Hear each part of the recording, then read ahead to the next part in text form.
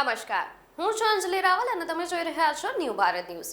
શું તમે પનીર ટીકા કે પનીરનું શાક ખાવાના શોખીન છો? તો સાવધાન થઈ જજો. અમદાવાદ શહેરના ફૂડ વિભાગે જાણીતી હોટલોમાં દરોડા પાડીને પનીરના નમૂના લીધા છે, જેમાં ચોંકાવનારા ખુલાસા થયા છે.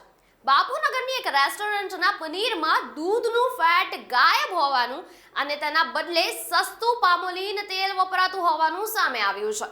તમારી મનગમતી વાનગીમાં પનીરના નામે ઝેર તો નથી પીરસાઈ રહ્યું ને?